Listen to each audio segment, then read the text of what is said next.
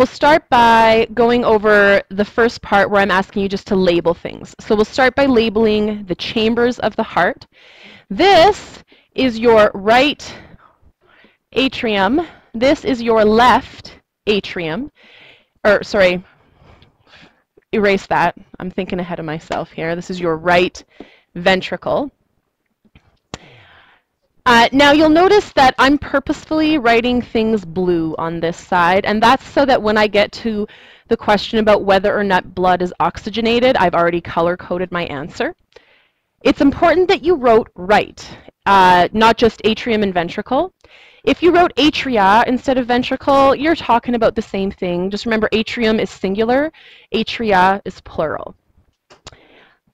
Now on the other side then, we have the left atrium and the left ventricle. So those are the four chambers of your heart. Then we go with the four major blood vessels. So the blood vessels are always represented by the lines that are coming in and out of this. I know that attached to, say, the left atrium is my, what's up with my writing today, is my pulmonary vein. And attached to my left ventricle, this line here, is my aorta. On the other side, attached to my right atrium, is my vena cava, and attached to my right ventricle is my pulmonary artery. So those are the four major blood vessels. Lastly, valves, well, not lastly, nextly valves. Now there's valves everywhere. There's those little boxes. So there's a valve between each atrium and each ventricle, and between each ventricle and artery that comes out of the heart. On the left side, we'll do the left side first. On the left side, this is where your bicuspid valve is. And attached to your left ventricle, that is your aortic semilunar valve. On the right side, this is where we have your tricuspid valve. I always remember this because it seems like bicuspid should come first, but it doesn't, it's backwards. And then attached to my right ventricle, since it's the pulmonary artery, is the pulmonary semilunar valve.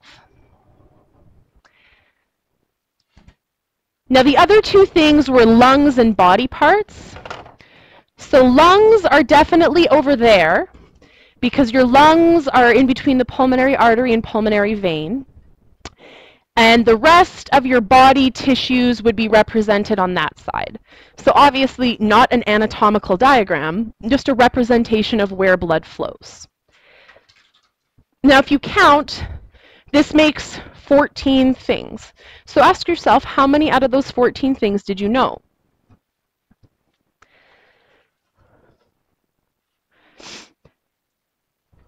Now the next question, which two chambers act as pumps? Could somebody tell me which chambers act as pumps?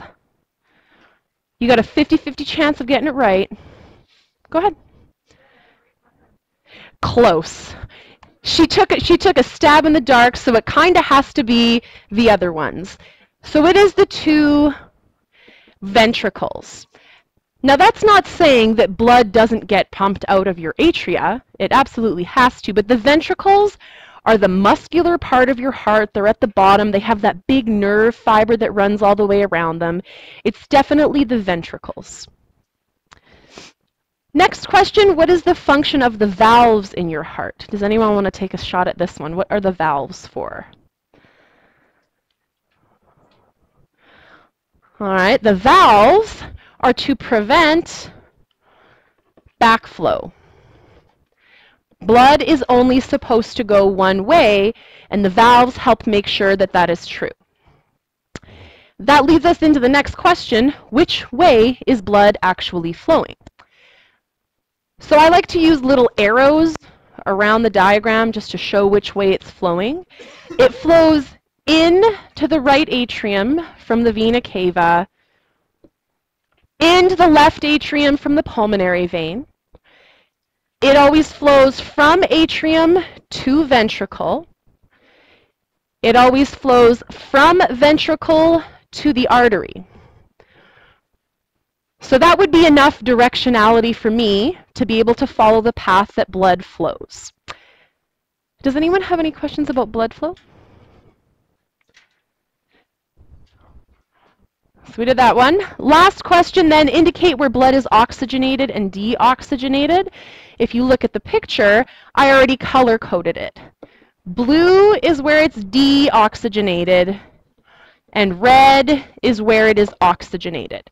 So the idea is that the right side of the heart has deoxygenated blood, and the left side of the heart has oxygenated blood, and that's because after I go to the left side of the heart, the blood has been through the lungs. It's collected oxygen.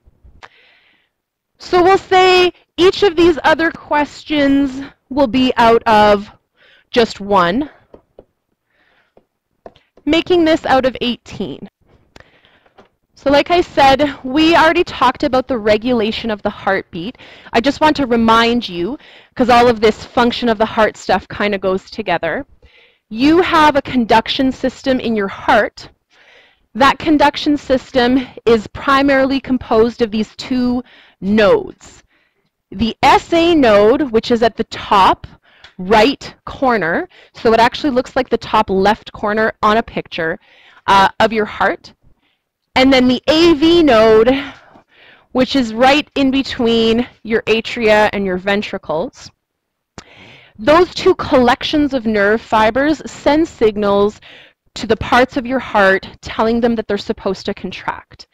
The SA node is called the pacemaker, just to remind you, and it controls the atria. The AV node is for ventricles. So that's what's telling the chambers of your heart that they need to contract, that blood needs to get pumped out of them and moved along. And then I just want to remind everybody that we took a look at an ECG.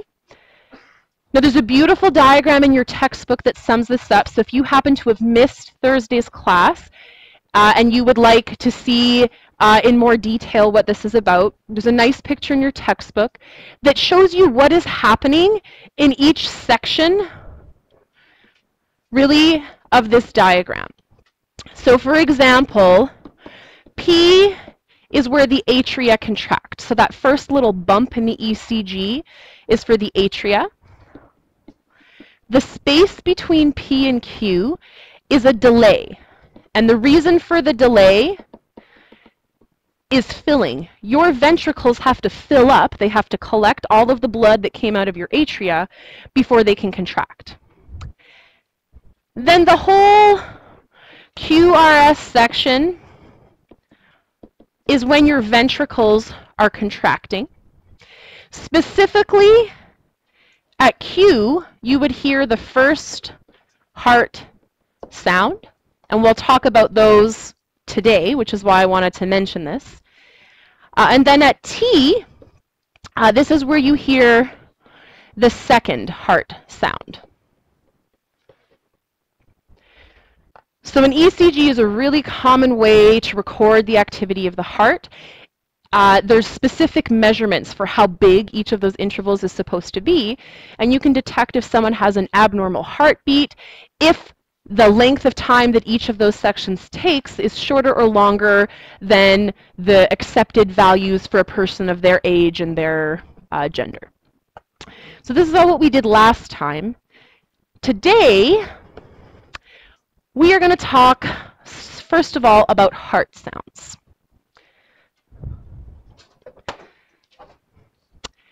So when we're talking about your heart, it is really common in written material for us to call the two sounds lub and dub. It's dumb, I know. But we have to give some sort of vocalization to the two sounds that it makes. And we can't use boom boom because then that's the same for both of them. There has to be a slightly different word. So lub is the first sound, dub is the second one. I try to refer to them as the first and second heart sound, so there's no confusion about whether I meant lub or whether I meant dub, but so that you know that's how your textbook refers to those heart sounds. Now you'll see in everything we do today, I'm going to mention the types of tools that we could use to do this, and that's because tomorrow we will go to the lab and you will measure, or you will use a stethoscope. On the next slide you'll see we'll talk about blood pressure cuffs. You will use one of those. So it's good to know the name of the tool that you're using. A stethoscope is one you're probably familiar with. If you've been to the doctor, they've used a stethoscope on you, I'm sure. That's the tool that we use.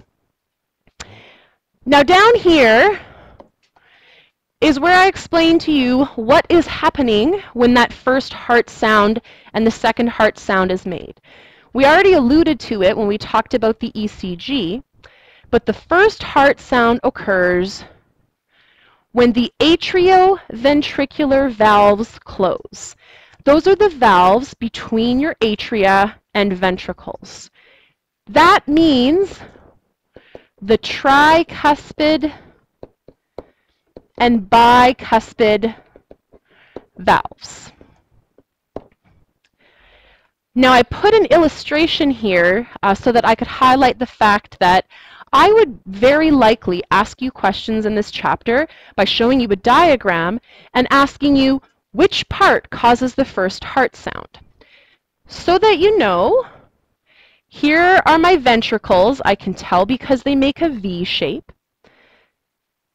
And I want to look for the valve that's not between the ventricle and the that's not between the ventricle and the arteries. I want to look for the valve that's between the ventricle and the atria.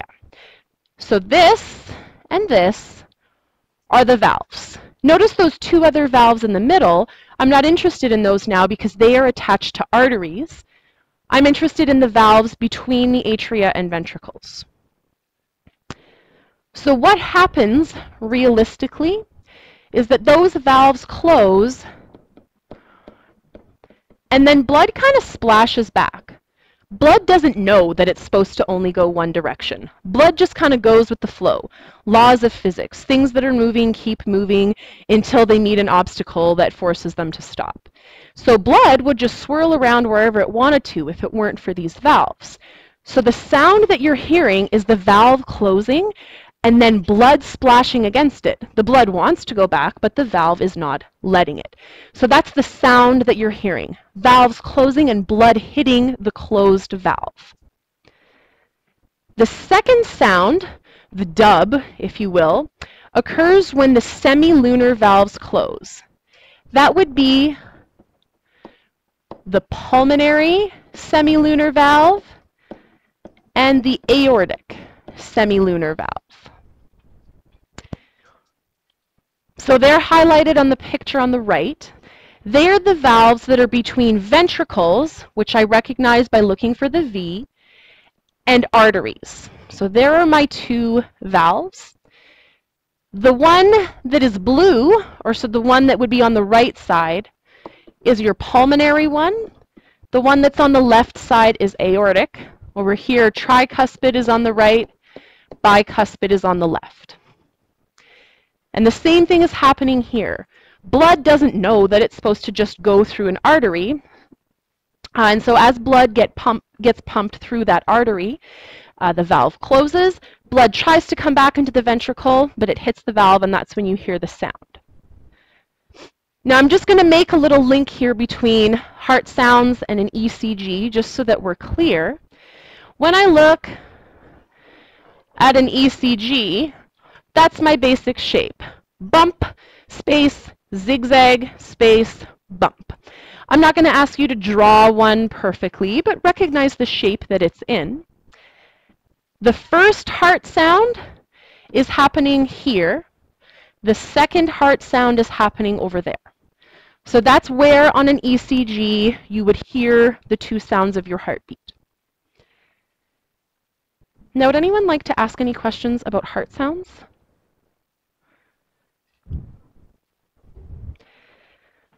So we have heart sounds. Our next thing that we'll talk about, sorry, does anyone need the screen still? Just wait a second here. Yeah. is blood pressure. So this is the other thing that you'll get to measure tomorrow as well. Blood pressure is typically recorded as a fraction, and it's recorded in a weird unit. The units are called millimeters of Hg. Hg is mercury. And you might ask, I thought mercury was bad for you. It doesn't mean that we're actually putting mercury in you. It's a unit of pressure. If you've taken Chem 20 already, you might recognize this as one of the ways that we can measure gas pressure. I'm not going to ask you to do anything fancy with this unit other than I'm telling you that that's what we're measuring it in, so that when you see it on a test, you're not like, what is mmHg? You're like, oh yeah, that's how we measure blood pressure. Now this number is your average healthy adult. When we go to the lab tomorrow, I will be flabbergasted if anyone's blood pressure is exactly 120/80. It happens every once in a while, but there are tons of factors that can affect your blood pressure. Simple things like whether you're sitting or standing, how much you've eaten or not eaten in that particular day, plus your age, genetics, diet, exercise, height, weight, all of these things affect it. So this is average, normal, healthy adult. As long as we're close to that number, your blood pressure is probably okay. Now there are two numbers, the upper number and the bottom number. The one on the top is called your systolic pressure. That's the term that I will use. I'm not going to call it the top number. I'm going to call it your systolic blood pressure. What's happening when that measurement is taken? So when we measure your blood pressure, it actually gets measured at two different times. Once when your heart is pumping, and once when your heart is relaxing, so that we can see sort of the high and the low. Systolic is when the heart contracts. If you notice on the picture, it's illustrating that blood is being pumped out of the heart through those arteries. So blood moves out. That's why the top number is higher. There should be a lot more pressure in your arteries and your veins when your heart is contracting and pushing blood into them. So that's systolic. Your heart is contracting, pushing blood out. Diastolic, which is the bottom number, is when your heart is relaxing. So that means that things are not contracting to actively push blood out of your heart. Here, blood pressure falls and blood fills the heart. So blood is coming out of your blood vessels into your heart, specifically into your atria. And you'll notice the direction of the arrows has changed. Here's the superior vena cava, here's the inferior vena cava, and there is your pulmonary vein. Blood is coming into the heart, into your atria, through those blood vessels. So the diastolic number should be low because blood is leaving your blood vessels and going into your heart. If I take away some of the blood, the pressure should be lower. Now, would anyone like to ask any questions here? So the next little thing is factors that influence blood pressure. And I could have made you a list, but there are probably hundreds of things that we could put here. So I'd like to pause for a second. All right, let's hear some suggestions for something that will affect my blood pressure. I will pick people, or you can volunteer. It doesn't matter to me. Avery, you tell me one of the things you wrote, since you appear to not be doing this. I'm going to pick on you. Yeah, things that affect blood pressure. So did you say sugar? Yep, okay. So your blood sugar level can definitely affect your blood pressure. Blood sugar kind of affects how the rest of your body works because it determines how much work your cells can do. Yeah.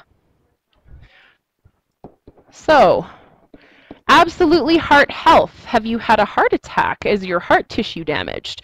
Who's got another one? Let's hear what maybe, oh, sure, go ahead.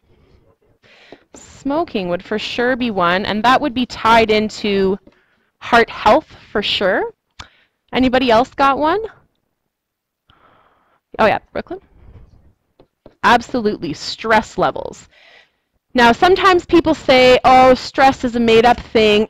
Wrong. Stress is a real, official neurological response. There are things that I could tell you that specifically happen in your body in response to stress, so it's not a made-up thing. There's an entire nerve system that is dedicated just to responding to stress, so that can have a huge influence on it. Let's see if we can put two more on the list. Easton, yeah. Genetics could definitely play a role. Anybody else got one? Yeah? Age, for sure. So I'm just going to add a couple of notes here. Obviously, there are tons of things that could be true, but let's maybe put something into categories. Age and genetics aren't really something that you can control. Those are things that you have kind of just because. Then you have the rest of these things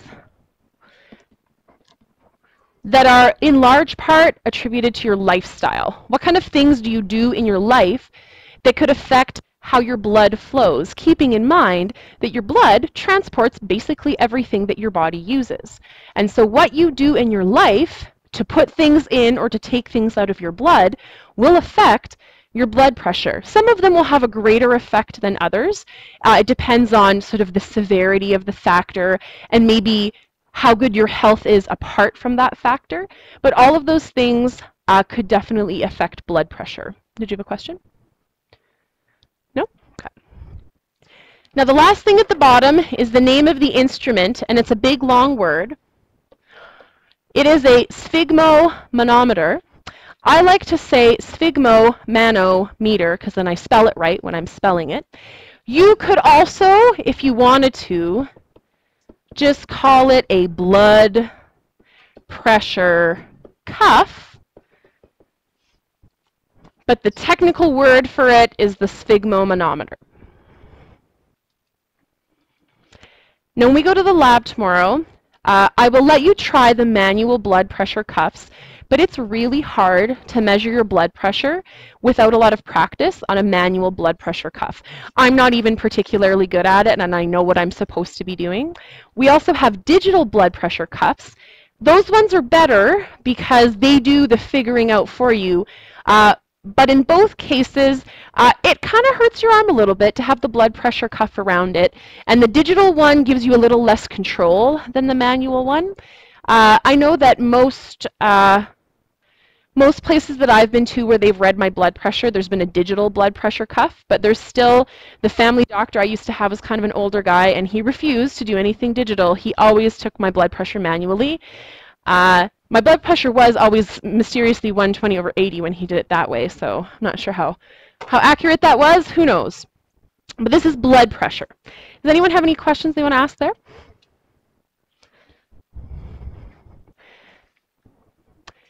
So we have a couple of other things that we could talk about in terms of how your heart functions.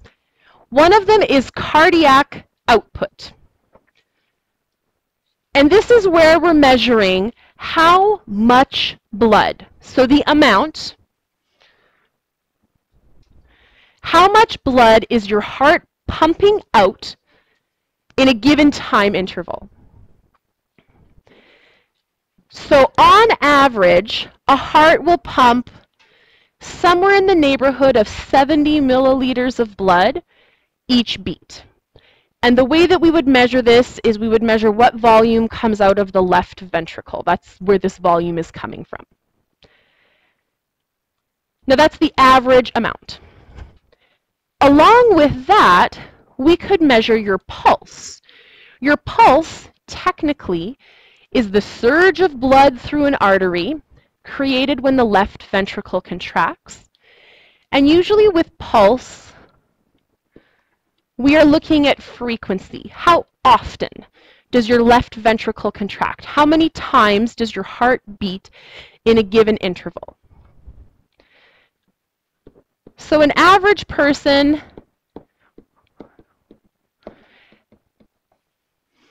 might have 60 to 70 beats per minute if they are If their heart is beating a bit faster, it could be less if the person is very relaxed. And the most common place to take your pulse is to take your radial pulse.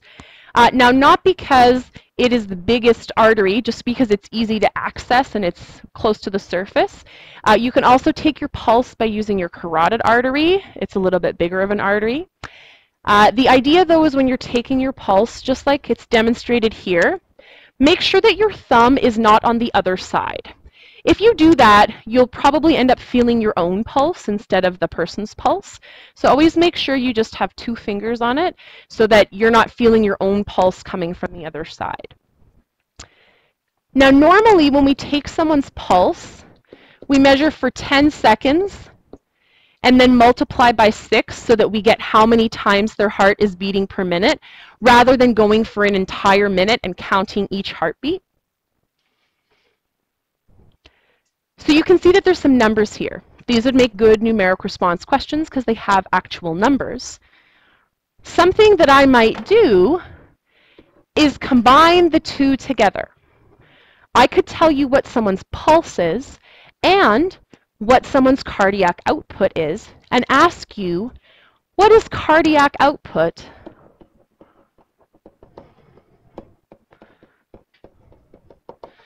say in 1 minute, because that's the typical amount of time that we would record someone's pulse for.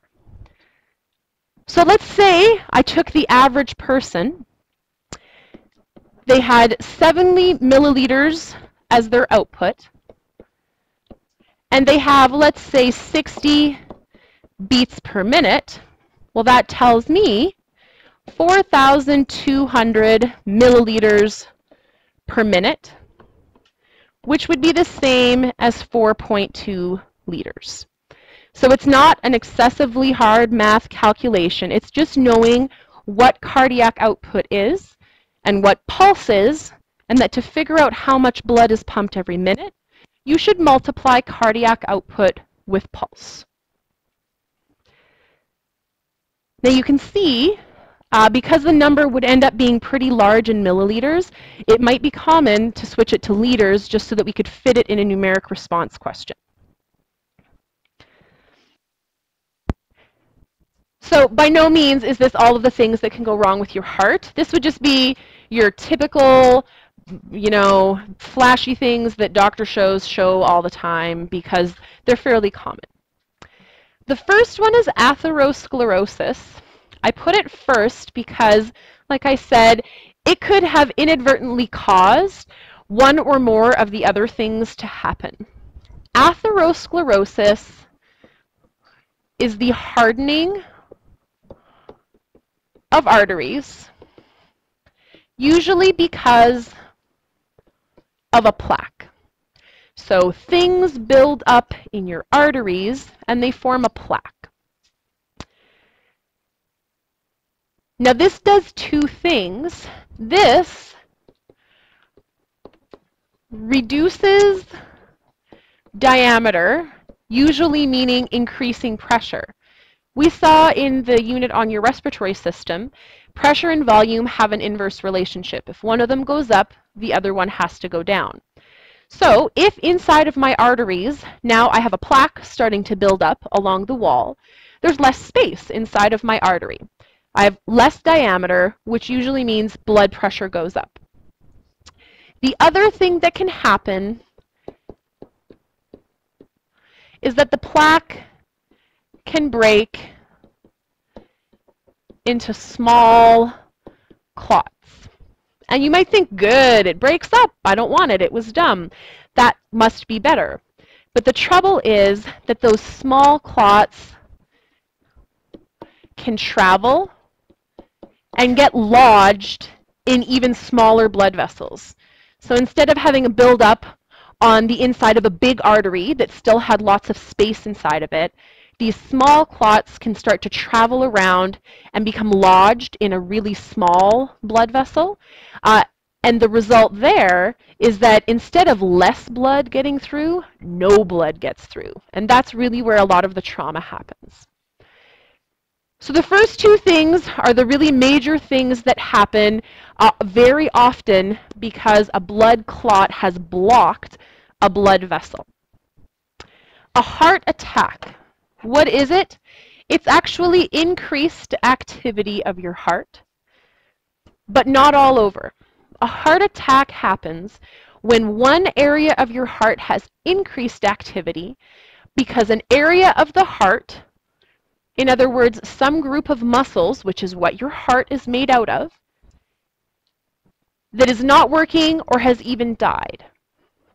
And so depending on how long a group of heart muscles has been without blood flow, it might not resuscitate. It might be gone forever. That tissue could be dead.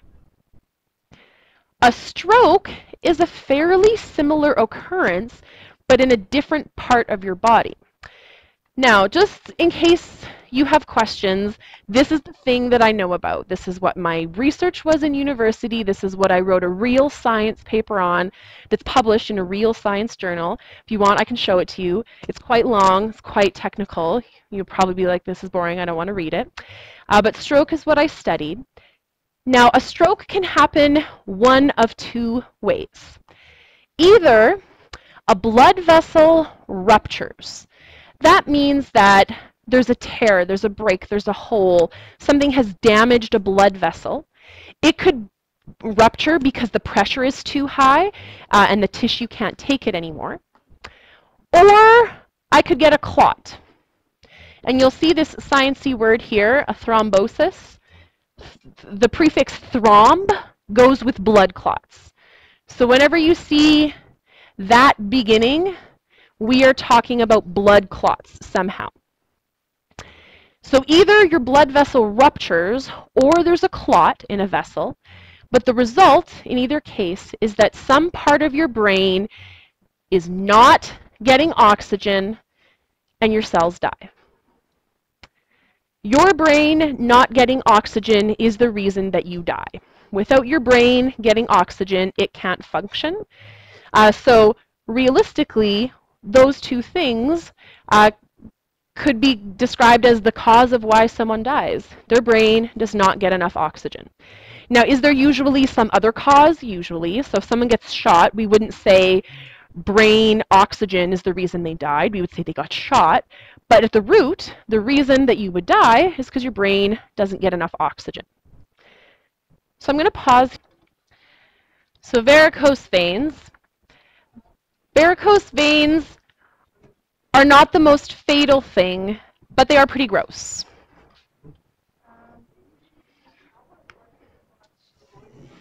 How are blood clots avoided? Well, there's a ton of things that you can do, but basically, if we want to avoid having blood clots, you need to do things like eat healthy and exercise and not make lifestyle choices that would adversely affect your heart health. So a bunch of those things that we put on the list for factors that would affect blood pressure, they would be things that you consider when you're trying to prevent a blood clot from forming. Now remember that a couple of those you had no control over, hey, how old you are and genetics. Some people are just generally predisposed to form clots. You'll see when we talk about your blood that there's special cells in your blood that are responsible for forming clots. And so some of the therapies to prevent blood clots from forming would be to actively inhibit the activity of those cells. So you saw in the video, it's recommended in a lot of cases for people that have trouble with this to take aspirin because it reduces the formation of blood clots. So that's just one thing. It's not the right choice for everybody, but that would be one thing.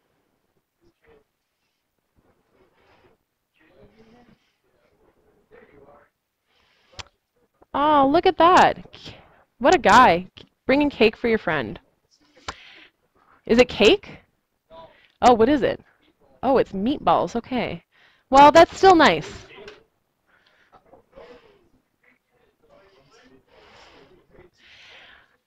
All right. So back to varicose veins. This happens when your veins are dilated or stretched out. So what could cause varicose veins? Varicose veins are fairly common in people who are older just because of time. And over time, your tissues lose their elasticity. Weight is also a pretty important factor in varicose veins. People who are overweight will have more pressure on those valves of the veins in their legs, and this could result in varicose veins over time. The result is that blood pools in the vein, and you saw on the video that if that were to happen, you could get deep vein thrombosis. So because blood is pooling all in one area, a clot could start to form there. It could travel around your body. It could cause an embolism in your lungs, for example. So these are just some examples of things that can go wrong with your heart. Now, I specifically left out blood conditions because the next section of this chapter is all just about blood. So I'll talk about some specific conditions related to blood there. Jeez. Now, there were a lot of things I could have chose. I chose these two because they are directly related to having a plaque in an artery, which I said was kind of the main cause of a lot of the conditions that could happen with your circulatory system. And I picked these two because they're similar to each other, so it would be a good question for me to ask you to compare them. What's the difference between them? They're called an angioplasty and a shunt. Now, in an angioplasty, here's what happens. The doctor inserts a tiny tube with a tiny balloon on the end into a blocked artery and expands the balloon. And that's what the pictures on the left are representing. So this is where we would identify an artery that is blocked or mostly blocked. And the doctor would, without having to perform a major surgery where they cut you open, would insert this in. Now, does the doctor insert this directly into your heart? No. What they usually have to do is start in another blood vessel, say in the arm, and then push the little wire forward until they reach the spot where the blockage has happened. So you'll see this is representing the plaque.